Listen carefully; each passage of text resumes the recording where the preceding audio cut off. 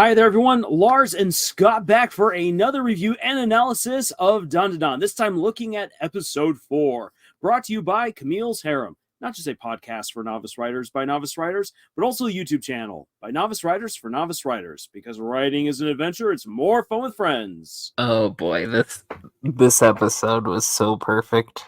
Just everything we needed. And I like how they created this full-on arc from episodes 1 through 4, full-on disproving the 3-episode test that a lot of people give anime.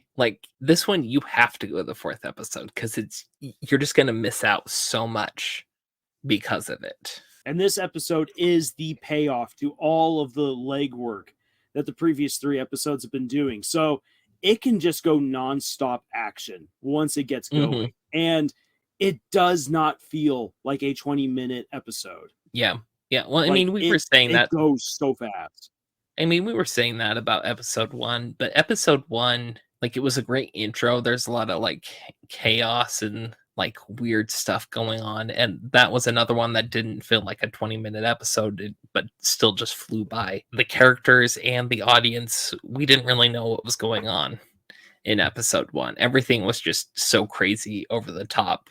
It drags you in, makes you want to know more. So the second two, episode 2, episode 3 takes the time to kind of introduce more concepts, explain a bunch of things, and out of necessity kind of slows it down a little bit. But then episode 4, because we already had all of that explained, have a bit more understanding of what happened in episode 1, we're able to just go full action to solve the problem that was started in episode 1 and set up all the shenanigans yet to come. Exactly. There is something to be said for having a very episodic show where each episode is its own individual thing, and it works really well in some kind of stories. I'm looking at murder mysteries, having a different mystery each episode. That's a great idea. It keeps people coming back. But in a show like this, where it's about the characters and the overarching mystery and the action and shenanigans, you want it all connected together. And this is a show that does that really well. So let's dive real quick into the events of this episode, which are fairly straightforward because it's all just, most of it is one major action sequence with Momo and Okarun going back to Turbo Granny's lair, the tunnel, going on in and very quickly falling into the trap. And she's just like, yes, I've got you, my little pretties now. And Momo goes through with the plan, which is, okay, trap her in a game of tag, play into her strengths, make her think that she can easily beat you because she's all about that speed. And then Turbo Granny is already along for the ride with this. She's like, oh, so you want to play games? So she's already starts playing games with them and absolutely turning it on their head, what they thought they could do. They thought they could have an easy chance to run away, and she takes their not so well laid out ground rules and flips them on their head, which then requires that Okarun has to now flip the script on her. And she had said, hey, if you let me gobble your dong, I'll let you suckle my teats. And hey, that's what happens. And it's so unexpected that not even she's prepared for it. Clip that and take it out of context. I dare you. Oh my gosh. Yeah, so with Turbo Granny now absolutely flustered and in a bit of a panic, Okarun manages to bust out Momo, and now the game of tag properly begins with Turbo Granny now summoning the spirit that was there in the tunnel with her, which is this big crab thing that carries souls to the afterlife.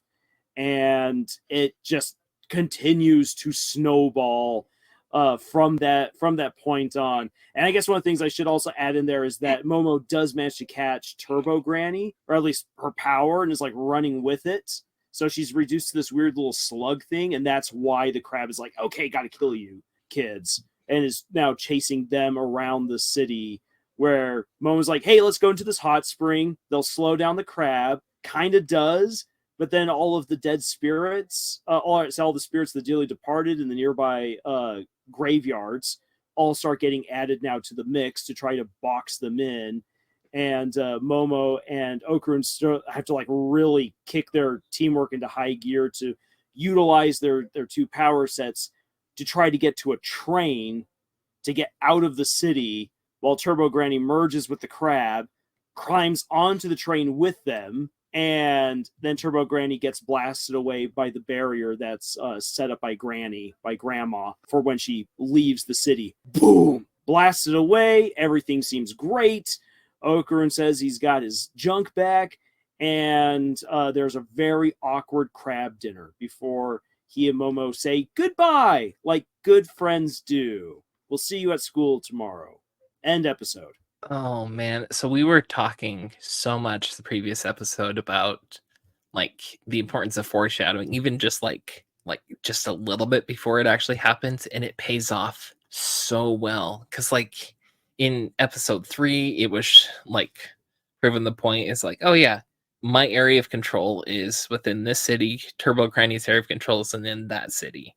And so like the goal was never just to escape, it was always to get to the other city, out of Turbo Granny's control into Momo's grandma's control, so they can get behind a barrier, and that barrier can take care of Turbo Granny. Worked wonders. And I love that we had that explanation beforehand, so we know what actually happened, how Turbo Granny was defeated. Yeah, because otherwise she just suddenly blows up, and it's just like, wait, what? What just happened there? Yeah, I mean, like, there's a lot of shenanigans, there's a lot of breaking the rules, and we've already established, like, breaking the rules. The bad guys are always going to do that. Episode 2, the sumo alien guy was breaking the rules a lot. Mm-hmm. Yeah, Sumo Alien was breaking the rules. Then Turbo Granny breaks your expectations and manages to possess people within the shrine. Mm-hmm. And so it's, like, you have to understand, like, this is a serious situation, and you have to go into this with a bigger plan. Us as the audience, we don't have to know what that plan is. We just need to know that they have a plan to be able to beat Turbo Granny, and it works. And we were discussing this earlier. One of the things that I really enjoyed about this is how you don't have Momo pushing up some glasses, or even Okarun pushing up his glasses, being like, well, I've analyzed all of the possibilities, and I now know that this is the right thing to do, which is such an overused anime trope of the over-intelligent hero or villain who just can somehow process information really, really quick. Momo especially is really improvising on the spot. Like, she's coming up with ideas left and right to try to get them out of these horrible situations and get them to the train, because that is the only thing that they can do. That is the one thing that they know, that she knows that if they can do it, they stand a chance of winning. And because Turbo Granny is working with all these other spirits and seemingly breaking all the rules, they are surviving just by the skin of their teeth. Like, Momo has to be really smart on the fly, which is nice to see. It's nice to see characters having to use their wits in the moment and being put on the back foot.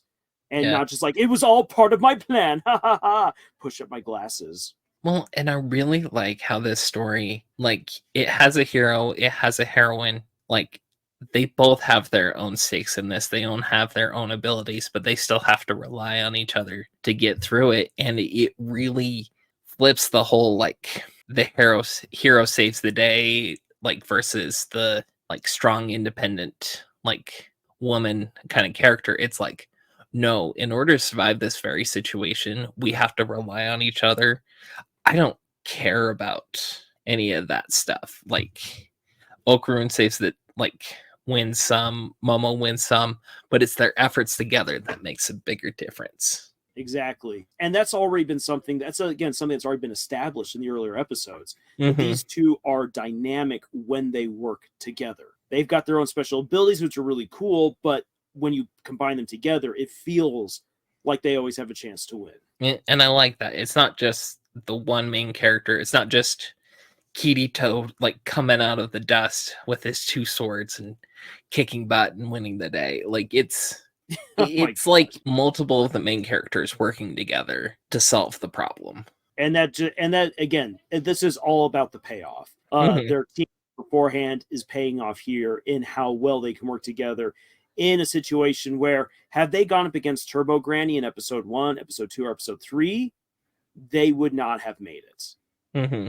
And like, because like you get so many shonen anime where it's like, oh, the power of friendship won the day, but like it really didn't. Like I'm thinking of like Fairy Tale, where it's like Natsu winning the day at the end of it, where this one is like the two of them together, they actually won the day, along with the help of Momo's grandma. Like it wouldn't be possible without Momo's grandma. Yeah. So like actually friendship is winning the day. Yeah, real like, friendship. Real friendship. Teamwork.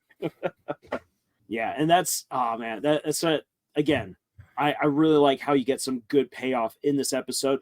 Also, this episode provides some good context for some of the weirdness that happened in previous episodes. One which I will admit I didn't catch this the first time around, but it really was great to see how when we learn that Turbo Granny, where she's actually, because she's traveled around Japan, she always goes to places where young women were assaulted and murdered. And it was believed that she was going there to try to help these young girls pass on. Now then, when we go back to episode 1 and Momo's being attacked by the aliens, and especially with what they want to do to her, it now makes sense why Okarun and Turbo Granny come through the phone. Like, it's not just weird anime shenanigans in order to help the plot move along. There's actually a mechanic built into Turbo Granny for her to show up, because it's like, part of my purpose for existing is to help out these poor girls, and she's coming through. Even if she doesn't like Momo, that's just part of who she is. She has to obey rules. And so that is one of her core rules. So she pops through the phone. And so it makes sense now, looking back at it. And it also then delivers a surprisingly emotional punch that I was not expecting. To be all like, oh, Turbo Granny just isn't some evil spirit. And neither was the crab. Like, they actually had purposes, which is meant to also help set up some revelations and encounters later on down the road in the manga. Right.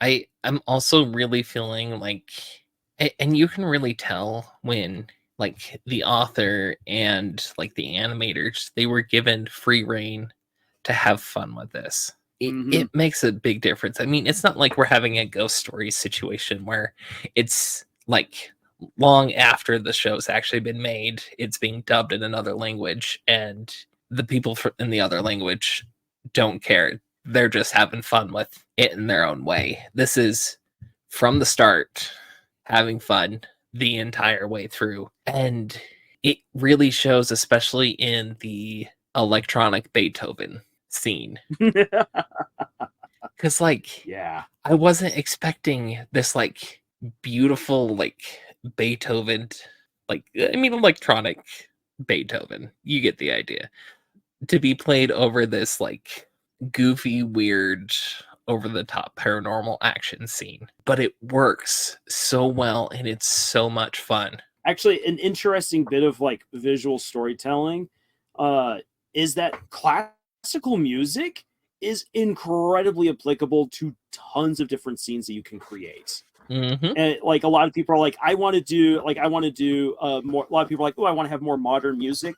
And for instance, there was that whole debacle recently with the new Gladiator 2 trailer, which had like rap music, and it felt off because it's like, the first Gladiator movie used more classical sounding music. Yes, original compositions by John Williams, but like you're like, wait a second, that doesn't fit. Like, give me the classical music, because the classical music can deliver a punch. And we get that in this episode. I mean, and like, this isn't a period piece or anything. You're not expecting classical music of some kind. Like, normally you're expecting like a bit of the opening or something by the like same artist as the opening. Ooh, that's true. That is true. But then, this would have actually been a moment to deliver like the opening music in a remix. But then instead you're getting this like really hyped up classical piece that's just fun. Like, it really lightens the mood of what's going on, because like, they're running for their lives. They about get caught many times, and it's like, oh, we're gonna up the speed, not just like the characters moving, but like the tempo with the music as well and put together. Beautiful, just beautiful. Yeah, there's a real cinematic quality to this episode. And I brought this up in our last video, that this would really, like, this looked like a movie. And we were discussing this before we began recording, like how you could put these 4 episodes together and it would work as a legit movie. Like, we know that there's more that's coming after this, but like it has a fantastic setup with the beginning, introducing us to the characters, developing these characters, developing their relationships, introducing pertinent world building, developing it even further, setting up the big match, and then delivering the payoff for all of the setup in a way that was very satisfying. Not just the fight and not just the revelation about Turbo Granny, but even like the awkward crab dinner afterwards, like getting that laugh after so much tension and drama. And then with Momo saying good night to Okarun, saying that she's looking forward to seeing him at school the next day, which is a wonderful fulfillment for really both of these characters. Okarun, who's always wanted to have a friend, he now finally has a friend. And for Momo, who her whole introduction was breaking up with her boyfriend because the guy was an absolute jerk, and us thinking like, oh, are now she and Okarun going to get together? As of this episode, no. And really, that's actually a good thing, because what Momo needs more than a boyfriend is that she needs just another good friend, a good guy friend. And that is who Okarun can be for right now. Yes, we know there's already the telegraphing about the relationship down the road, but this is actually a very healthy step for these characters. This isn't just forcing the romance because we know we want the smoochy. This is good relationship writing. I agree. There's nothing to deny there. No lies have been detected. Exactly. Say that's pretty much it. Say we know the shenanigans are going to continue on going into the next episode, which are going to be really hilarious, considering now that Okarun is going to realize that he's missing his balls, and thus begins a very long journey. I'm going to say this. Like, this is a little bit of spoiler territory because of reading ahead in the manga, but one of the things that I do like about how the story of Dandadan evolves over time is that we're not introduced, even for a long time into the story, to any one overarching villain or quest line. Instead, it is 2 teens who basically have stumbled into 2 very large worlds of like sci-fi paranormal and the ghosts and spirits. And because they've tripped into these worlds, they are now just becoming bigger and bigger as they now have to interact with more situations. And I like that. I think that's while it's very nice to have a very good concrete goal of this is where we're going and these are our villains that we've got to deal with, or these are the main obstacles that we've got to deal with. It's kind of nice having a story like this because it feels way more organic, that 2 teens who are not the chosen ones would just happen to stumble into this world and things are now happening. And most of the story up to a certain point is them just trying to make sense of it all. So makes sense. I like that. So yeah, if anyone, because there are going to be those people who are like, so what's the plot now? It's like, the plot is them just making it. So if you haven't bought into these characters and their shenanigans, then after 4 episodes, if you don't like it, you're probably not going to like it after this point, because we're just going to get more and bigger of the same. But if this is what you do enjoy, then you're in for a great ride. So with that being said, we're looking forward already to the next episode. But in the meantime, if you're looking for other reviews, analyses, recommendations, then please check out our other videos here on our channel. And if you'd like to support the work that we do, we would love it if you would check out the books that we have published. The links for them are in the description below. Otherwise, thank you so much for joining us on this incredible adventure that we call writing. And until the next time, guys, please make sure that you avoid spooky tunnels with turbo grannies and don't make any deals with them, because you're going to lose stuff. And choose. Okini.